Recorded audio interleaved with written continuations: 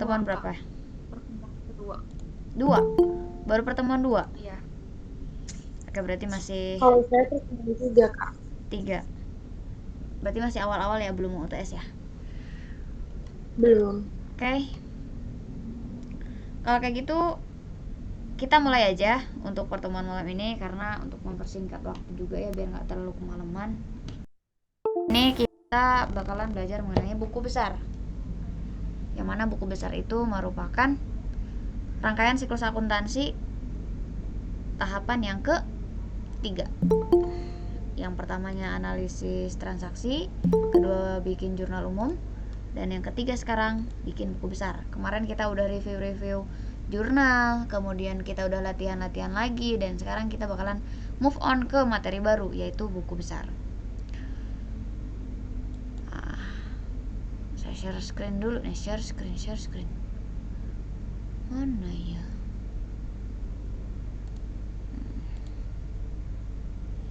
Tab. Nggak bisa ya, harus seluruh layar berarti. Oke, udah muncul ya, aman. Udah, Kak. Seperti biasa, kita bakalan kenalan dulu sama materi baru. Kita nggak langsung latihan, kita nggak langsung praktek, melainkan kita itu harus kenal dulu sama seseorang atau sama suatu hal yang akan kita kerjakan. Sama halnya kita mau kenal seseorang ya, kita pasti harus tahu dulu namanya, baru kita akan mengetahui atau kita ingin mengetahui seluk-beluk dari seseorang tersebut. Oke, yang hadir 16 orang ya. Oke.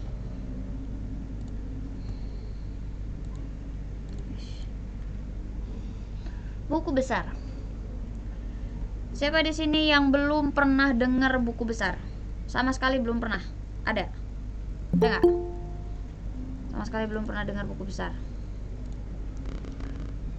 Nggak ada. Yang udah pernah ngerjain? Ada? Yang udah pernah ngerjain? Saya sudah, Kak. Udah. Yang udah pernah ngerjain tapi masih salah? Ada? Oke. Yang udah pernah ngerjain tapi udah bener banget? Ada? Udah pro? Gak ada? Oke, gak apa-apa. Kita hari ini belajar dari nol lagi. Kita harus tahu dulu dari awal di materi buku besar. Karena kita pemula, berarti kita harus belajar dari dasarnya dulu. Kemarin kita udah belajar jurnal, dan alhamdulillah kalian udah bisa paham dari mulai teori kemudian prakteknya seperti apa di jurnal umum. Dan sekarang kita bakalan move on ke materi baru, yaitu buku besar. Seperti biasa, kita harus tahu dulu artinya. Saya mau bacain dulu pengertiannya.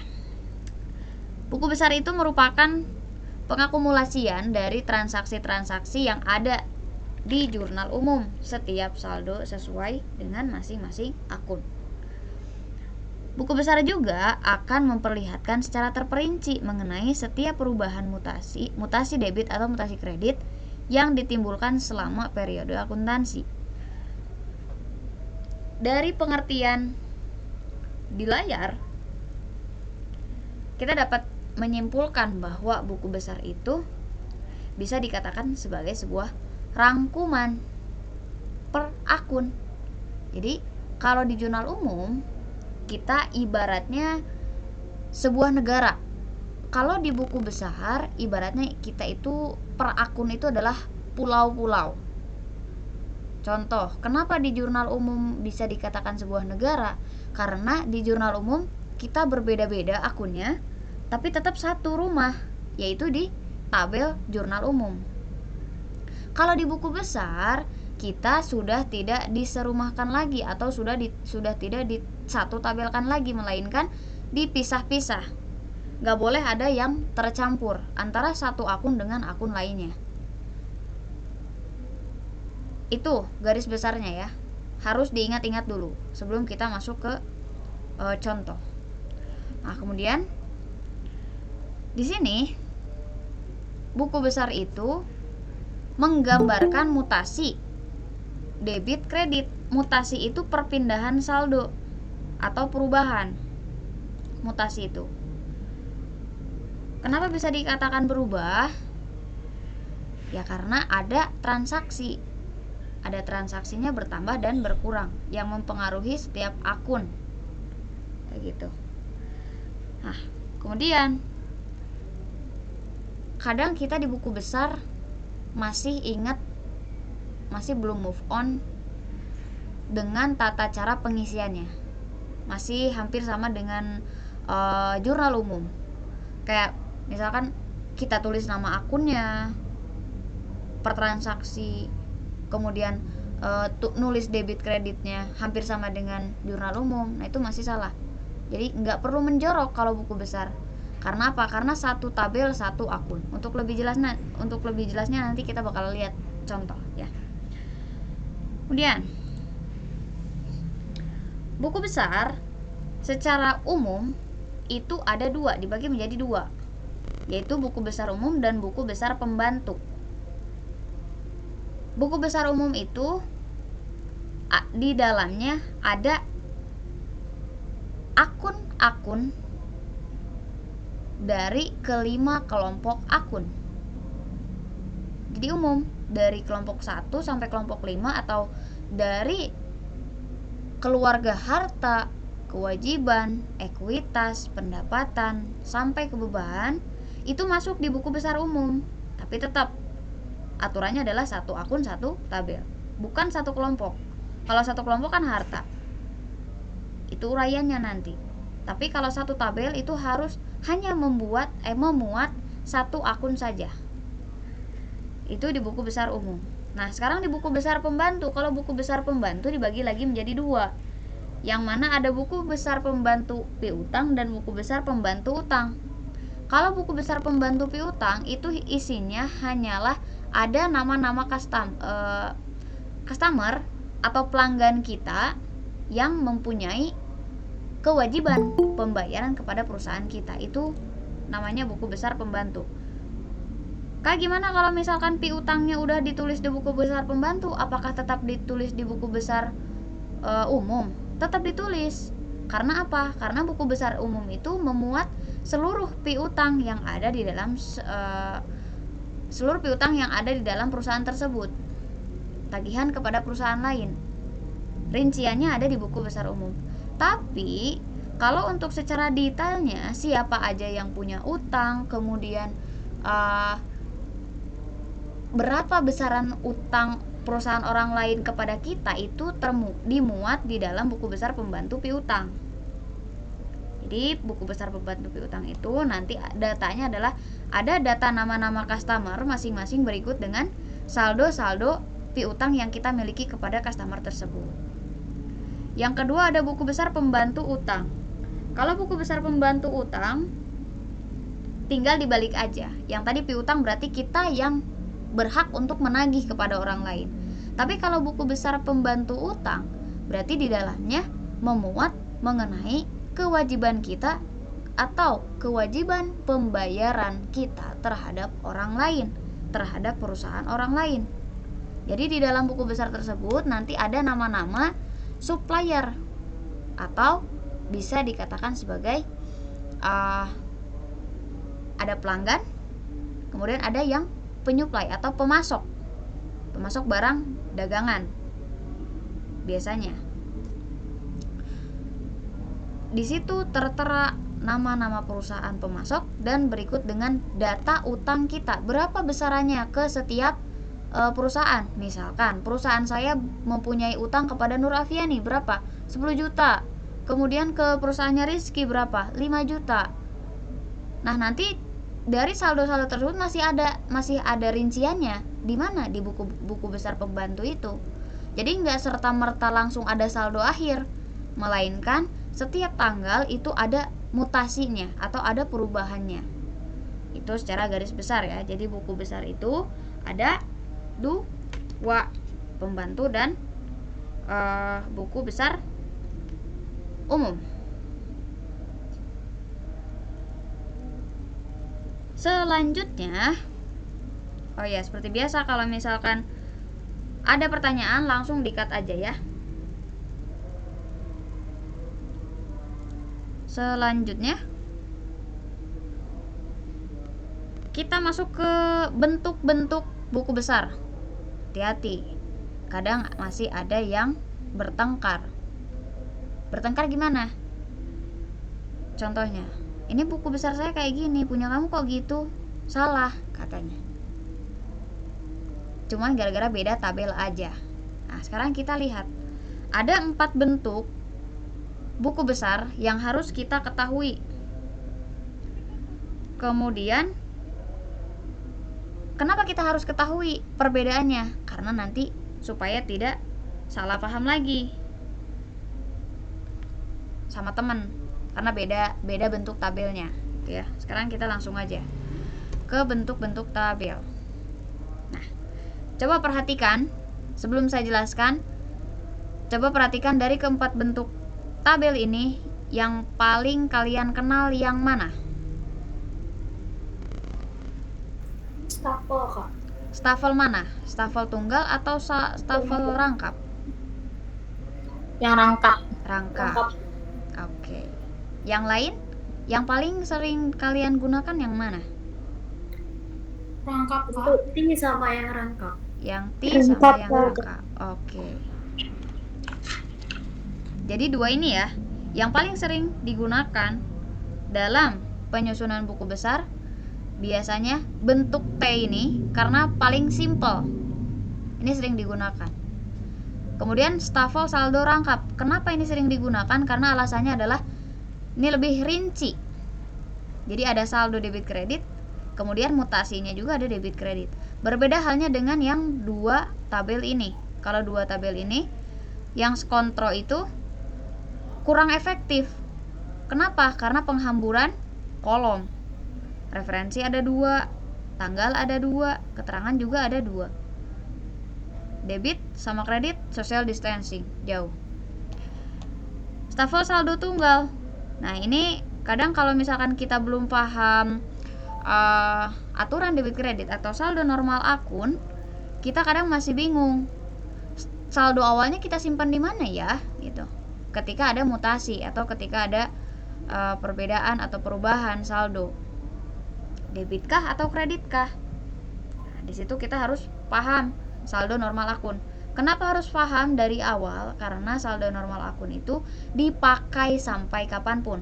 Ketika kalian sudah nggak belajar pengantar akuntansi 1, pengantar akuntansi 2, akuntansi keuangan, akuntansi menengah atau lanjutan, tetap aja untuk saldo normal akun itu bakalan terus kepake sampai kapan? Selamanya, ketika kalian masih ada di ruang lingkup akuntansi.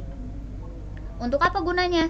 Untuk bisa baca jurnal, untuk bisa dapat mengartikan atau menginterpretasikan sebuah jurnal dan saldo-saldo yang ada di dalam laporan keuangan juga. Itu fungsinya. Nanti juga kalian bisa memahami apa sih gunanya dari pemahaman saldo normal akun, kayak gitu. Selanjutnya sekarang. Nah, dari keempat tabel yang tadi kita sepakati untuk latihan kita menggunakan bentuk stafel saldo rangkap yang ini. Jadi saldonya ada dua sisi, debit dengan kredit. Tidak yang tunggal, tidak yang skontro, tidak yang bentuk T. Jadi kita sepakati bahwa latihan kita akan menggunakan stafel saldo rangkap ke depannya. Untuk yang sama sekali belum mengetahui buku besar, kita kenalan dulu sama kolom-kolomnya. Jangan sampai kita salah paham. Salah paham gimana?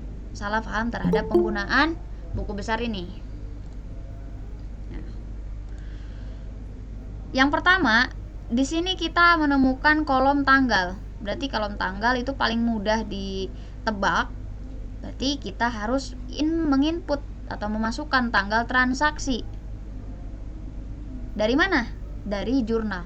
Karena dasar perhitungan buku besar itu ada di jurnal umum.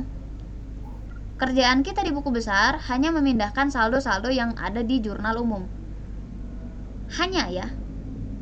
Kuncinya apa? Kuncinya adalah jurnal umum kalian harus benar, harus balance, harus tepat nama akunnya, dan harus tepat juga nominalnya.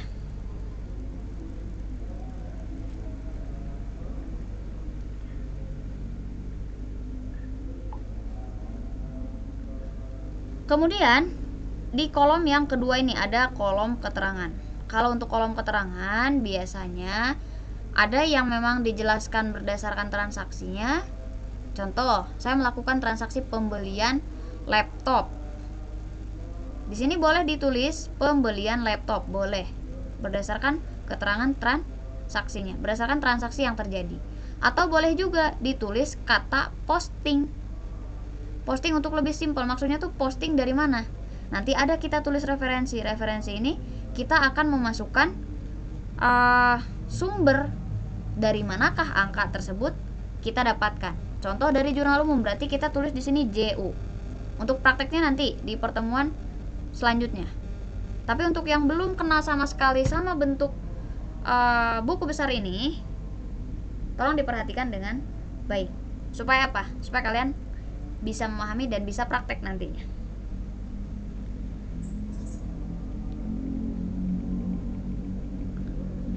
Di kolom referensi tadi saya sudah jelaskan bahwa itu atau referensi itu fungsinya untuk mengetahui sumber angka yang kita dapatkan dari mana. Kalau misalkan dari AJP, kita dapat angka dari AJP, otomatis tulis di referensinya AJP. Di sini JU, atau ada yang JU1, misalkan JU2, AJP1, AJP2. Strip 1 atau strip 2 itu menggambarkan bahwa dalam jurnal umum atau dalam AJP-nya ada 2 lembar dan kita dapat angka itu. Misalkan kalau JU1 berarti jurnal umum lembar ke-1. Itu contohnya seperti itu.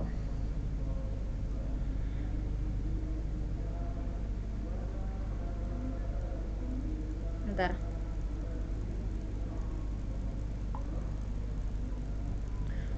Kemudian di kolom yang keempat nih. Di kolom yang keempat kita menemukan debit. Dan yang kolom kelima kita menemukan kredit. Dari kedua kolom ini fungsinya untuk mencatat perubahan atau mencatat angka yang bersumber dari jurnal yang sebelumnya, baik itu jurnal umum atau AJP, atau misalkan ada reverse jurnal pembalik, atau ada jurnal penutup juga, karena seluruh jurnal itu bakalan diposting ke buku besar. Jika penjumlahan dicatat di posisi debit, maka dicatat di buku besar juga di posisi debit, begitupun sebaliknya. Jadi maksudnya ketika ada mutasi di sini ya, kalau ada saldo yang menjadi saldo awal yang paling pertama diposting, jika keterangan itu bukan saldo awal, maka wajib disimpan di sini kecuali saldo awal. Kalau saldo awal langsung dilarikan ke sini. Saldo awal itu yang bersumber dari apa? Dari neraca saldo awal. Dari mana? Dari soal. Biasanya ada soal yang mempunyai neraca saldo awal. Nah, kemudian kolom terakhir, ini ada 2 kolom terakhir. Ini tuh berfungsi sebagai keterangan atau sebagai penunjuk saldo akhir setiap transaksi. Contoh. Di sini tanggal 1, saldo awal 10 juta di debit, berarti kita larikan langsung keterangan referensi debit kredit, itu nggak usah, debit kredit nggak usah, berarti tanggal keterangan referensi ini nggak usah diisi dan langsung loncat ke sini. Karena tadi saldonya debit awal 1 juta misalkan, berarti langsung di sini 1 juta. Kalau misalkan tidak ada saldo awal, bukan saldo awal, maka langsung disimpan di sini. Tapi untuk lebih jelasnya nanti ya. Yang penting sekarang tahu dulu fungsi dari tabel-tabel atau fungsi dari kolom-kolom yang ada di tabel buku besar. Buku besar apa? Namanya stafel, saldo, rangkap. Karena debit kreditnya ada 2 masing-masing. Kayak gitu. Sampai sini ada pertanyaan?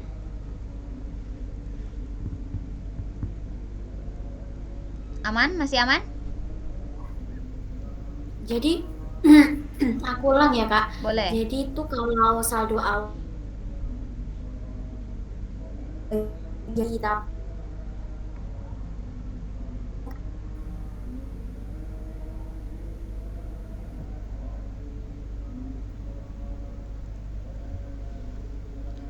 tahu Suaranya nggak ada, Dek. ya. Nah, ulangin. Gimana? Kenapa? Ulangin gimana? Jadi kalau ada saldo awal, debit kredit bagian kiri itu nggak usah ditulis. Kalau saldo awal.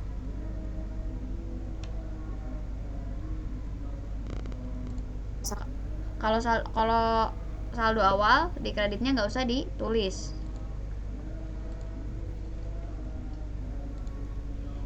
Debit kredit sini nggak usah ditulis kalau ada saldo awal. Jadi langsung ke sini. Pokoknya setiap saldo awal yang bersumber dari neraca saldo awal atau neraca saldo yang ada di soal langsung dimasukin ke sini, baris paling pertama. Kalau tidak ada saldo awal berarti langsung masuk ke posting jurnal umum, ngeposting angka-angka yang ada di jurnal umum seluruh akun. Nah, untuk penggunaan nama akunnya, satu tabel satu akun berarti nama akunnya di sini, nomor akunnya di sini.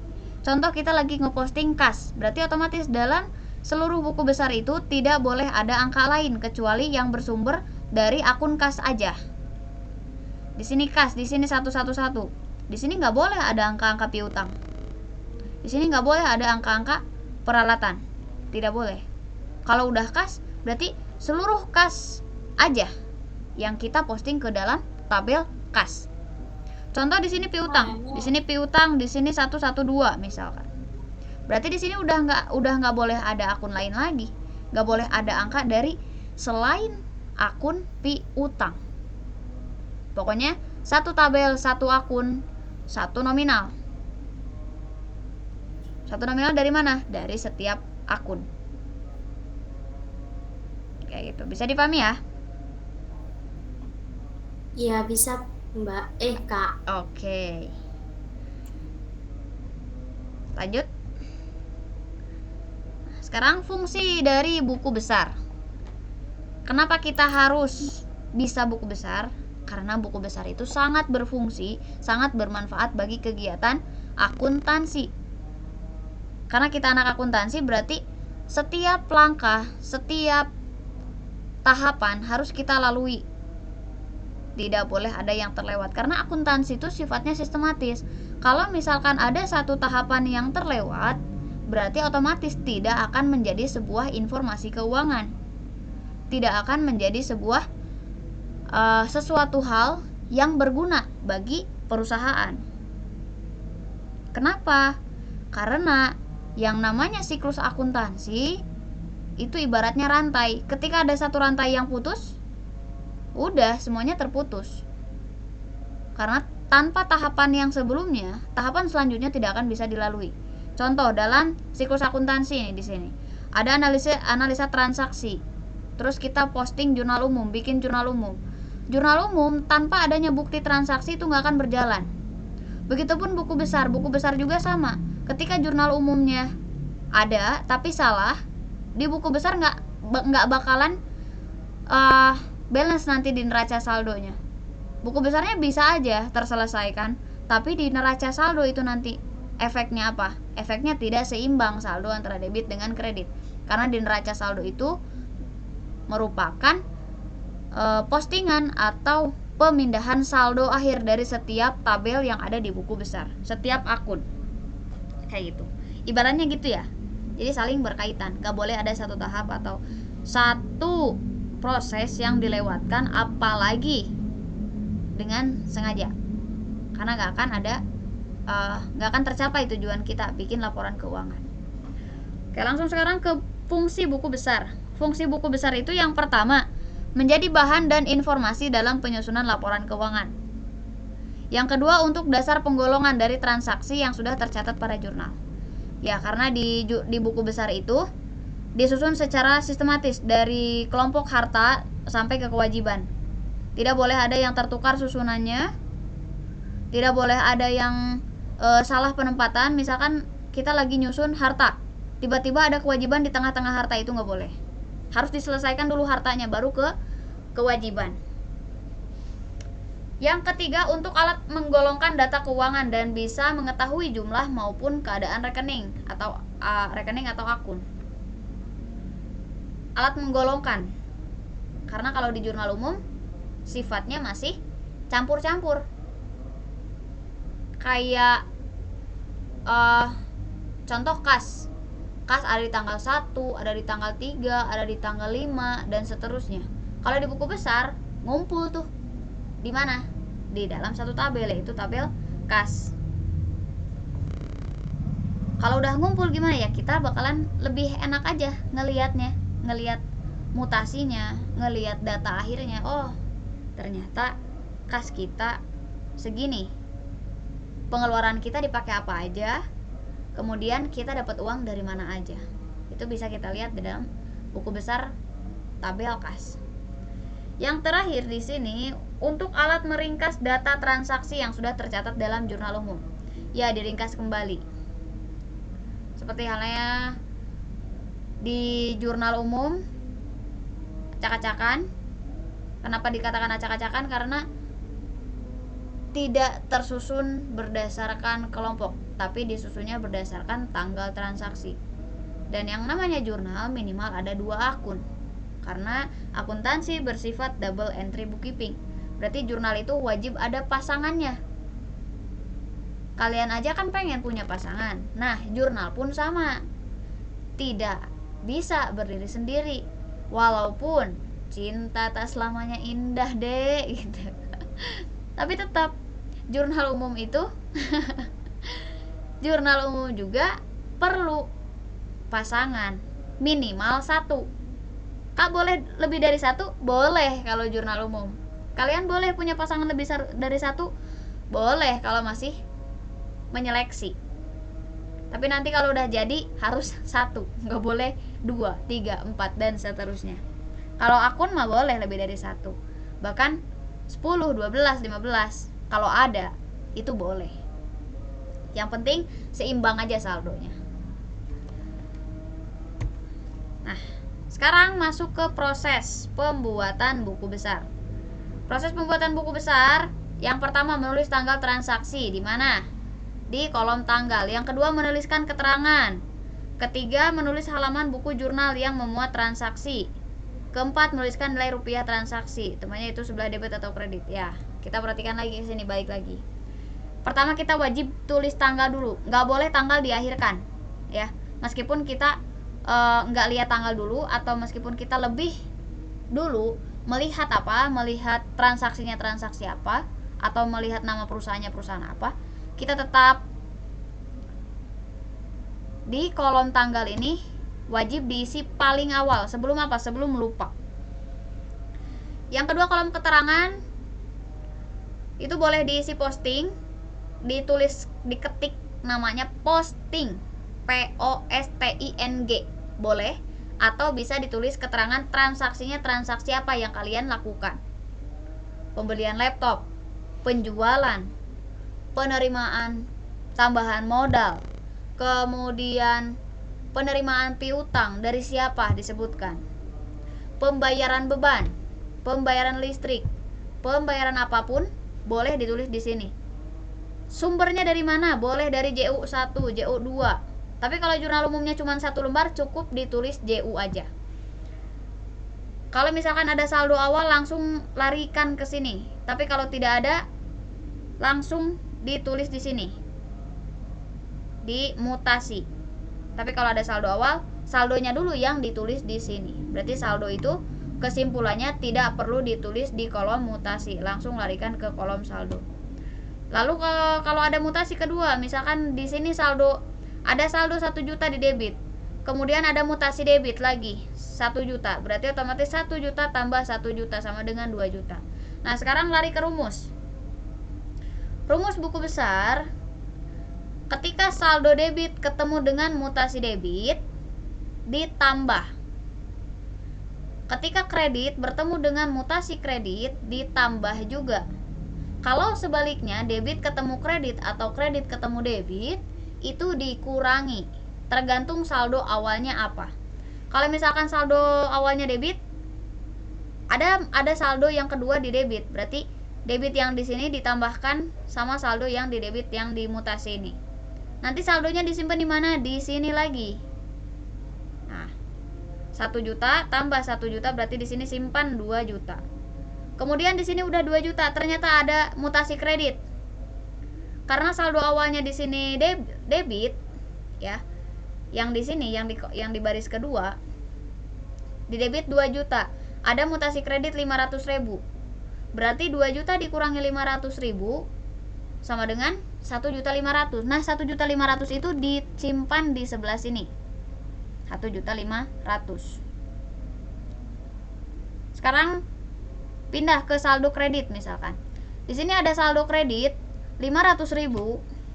Misal saldo awalnya untuk utang, ternyata ada mutasi kredit sebesar 200.000. Berarti 500 ditambah 200 karena mutasinya kredit dan saldo awalnya kredit, berarti ditambah. Jadi berapa? 700.000. Simpan di mana? Di kredit lagi. Kemudian ternyata ada mutasi debit nih, 300.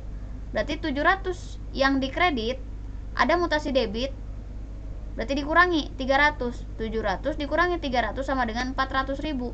Disimpan di kolom saldo sini. Seperti itu. Pada intinya, di buku besar, ketika debit ketemu debit ditambah, kredit ketemu kredit ditambah. Kalau misalkan beda jenis itu dikurangi, baik debit kredit atau kredit debit. Ya, itu kesimpulannya. Yang sejenis wajib ditambah, kalau beda jenis wajib dikurangi. Sampai situ materi buku besar.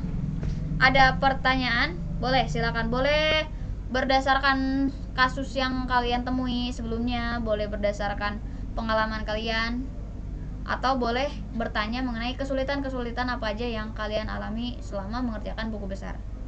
Sebelum saya tebak kesulitannya apa. Sok, boleh. Boleh. Kita diskusi sekarang. Ada pertanyaan mengenai buku besar? Pertanyaan lagi?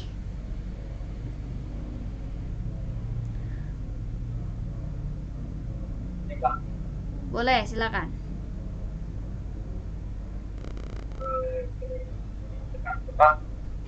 Kalau kita pernah soal itu, suaranya nggak ada.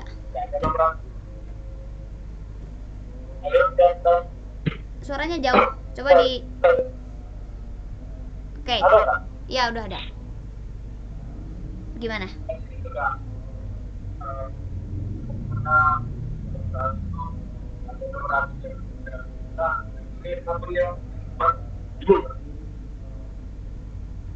Gimana? Nomor akun?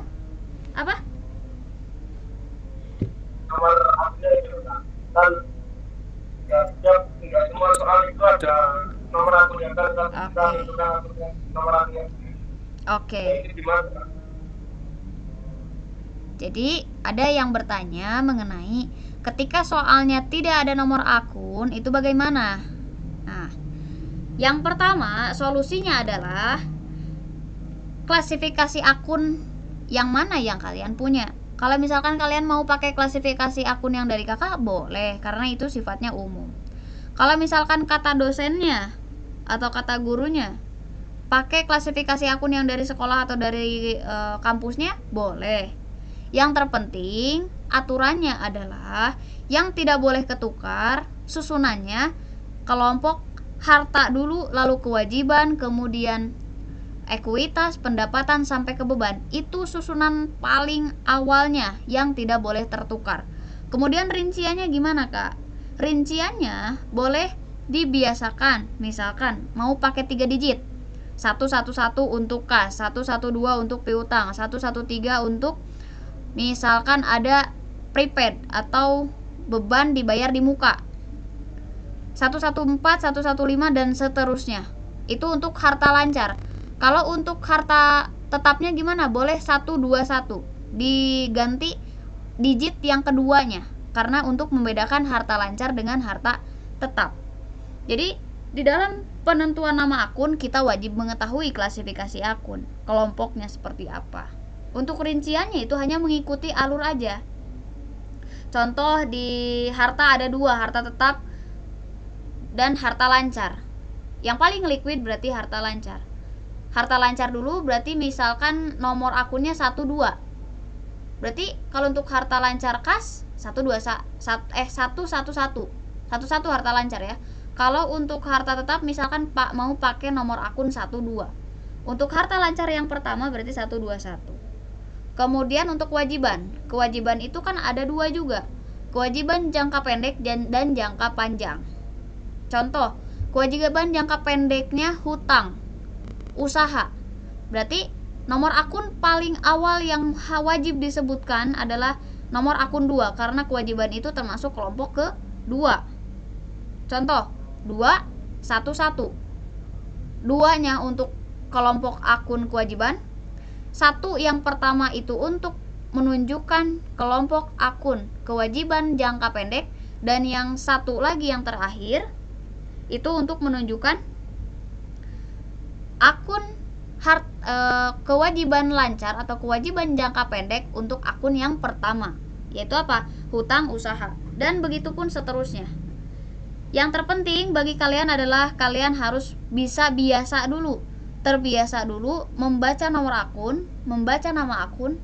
Seiring berjalannya waktu pun nanti bakalan hafal dengan sendirinya, bakalan bisa mengira-ngira perkiraan nomor akun kayak gitu. Kalau misalkan masih nggak bisa ngira-ngira, boleh kalian cari referensi nomor akun berikut dengan nama-nama akun yang dipakai oleh kampusnya.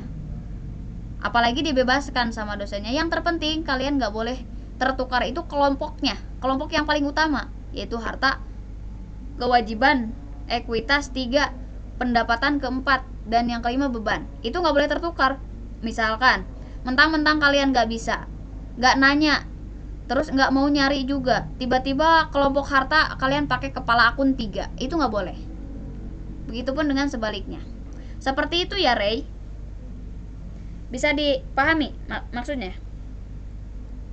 Ya, Kak. Bisa.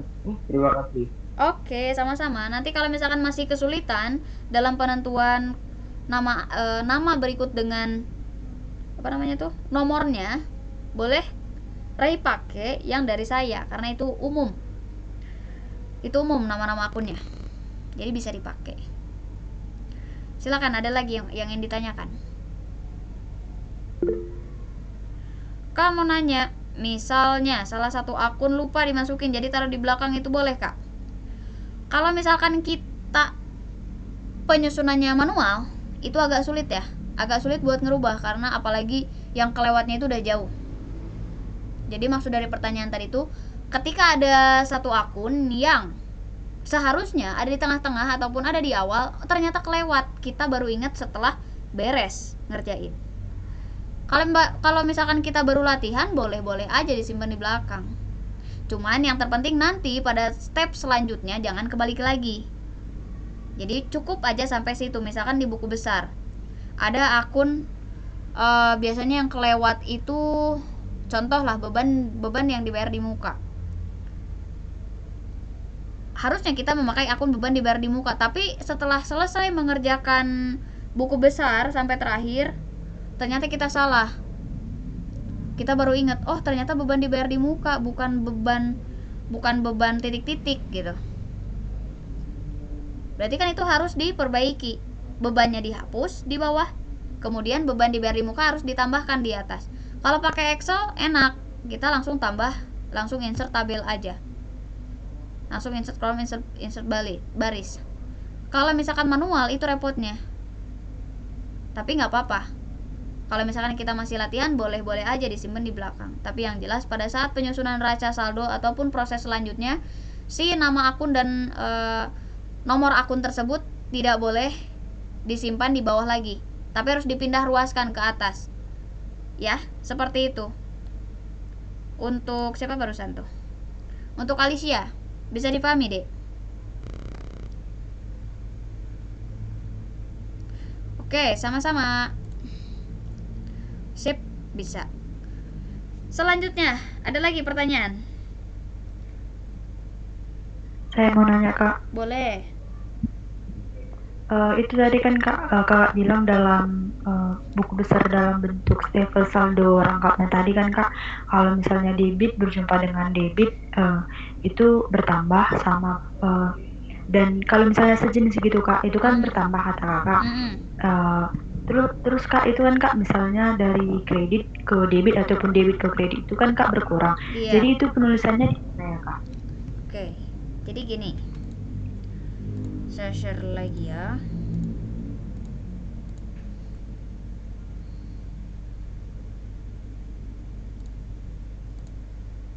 Oke. Tadi ada yang bertanya mengenai kalau debit dengan debit itu ditambah dan kredit dengan kredit ditambah, maka kalau debit kredit, kredit debit itu gimana penulisannya? Harus tetap disesuaikan dengan saldo awal. Kalau misalkan saldo awalnya debit, kemudian di sini berarti saldo awal debit ya. Saldo awal debit nih. Baik itu pure saldo ataupun bukan. Pada intinya ketika ada saldo di sini di kolom saldo debit lalu bertemu dengan mutasi kredit, berarti debit dikurangi kredit, selisihnya disimpan lagi di debit. Kemudian yang kedua, kalau misalkan saldo awalnya kredit di sini, kemudian ada mutasi debit di sini, berarti kredit dikurangi debit yang ada di baris kedua, nanti untuk selisihnya disimpan di kolom saldo kredit lagi apabila selisihnya masih mencukupi atau masih belum ada selisih. Misalkan di sini 500.000 dikurangi 200.000, berarti kan ada sisa 300.000 ya. Disimpan lagi di asalnya, baik itu debit ataupun kredit. Pokoknya setiap pertemuan lihat saldo awalnya, maka selisihnya itu disimpan di asalnya kembali. Seperti itu, Dek Dwi Vera Suna. Baik, Kak, terima kasih, Kak. Oke, sama-sama. Nanti kita latihan ya di pertemuan yang ke-6 hari Sabtu malam Minggu. Silakan, ada lagi yang mau ditanyakan?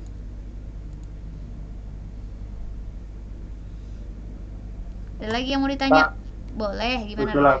Boleh. Kalau menurut saya soalnya untuk latihan buku besar ini usahakan mirip sama yang kayak kemarin loh, Kak, biar nyambung gitu loh. Oh, mau pakai jurnal yang kemarin? Boleh, boleh. Biar nyambung. Siap. Sip. Untuk yang kemarin kalian ngerjain, boleh dicoba ngerjain dulu sebelum pertemuan hari Sabtu. Boleh kalian coba dulu. Yang jelas untuk dasar pengerjaan buku besar kita memakai jurnal latihan yang kemarin, kayak gitu. Kemarin kan saya ada 2 jurnal ya. Yang pertama jurnalnya yang sedikit, yang kedua yang Firma Tara Mungkir itu ya. Ya nggak? Kalian kemarin ngerjain yang Firma Tara Mungkir cuman secara ini ya, secara bersamaan, nggak satu persatu. Tapi nggak apa-apa, kita gotong royong aja. Oke. Untuk permulaan kita bikin buku besar yang sedikit aja dulu, yang jurnal pertama. Nanti setelah kalian udah bisa, baru latihan di rumah masing-masing pakai jurnal atau pakai soal yang Firma Tara Mungkir gitu. Siap, Ray? Ya, Kak. Sip. Terima kasih. Ada lagi yang ingin ditanyakan? Silakan, mumpung kita meeting. Pergunakan waktu sebaik-baiknya. Aduh, Malam ini kalian udah pada makan malam belum? Belum, Kak. Belum. Udah, Kak. Udah, ada yang belum. Nanti makan malam ya, jangan lupa biar boboknya nyenyak. Diet, Kak. Oke. Ada lagi yang mau ditanyakan, silakan. Gak ada?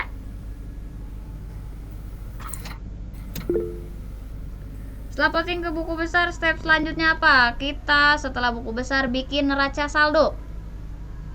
Bikin neraca saldo. Neraca saldo itu saldo akhir, susunan atau rangkuman dari saldo akhir yang ada di buku besar. Itu step selanjutnya setelah buku besar. Ada lagi? Lagi guys? Kalau misalkan nggak ada, oke, berarti untuk pertemuan malam ini cukup sekian nih, saya tutup nih. Wabillahi taufiq wal hidayah. Wassalamualaikum warahmatullahi wabarakatuh. Selamat malam semuanya, selamat istirahat. Saya pamit ya. Sampai jumpa di malam minggu. Oke? Selamat malam, Kak. Oke, siap.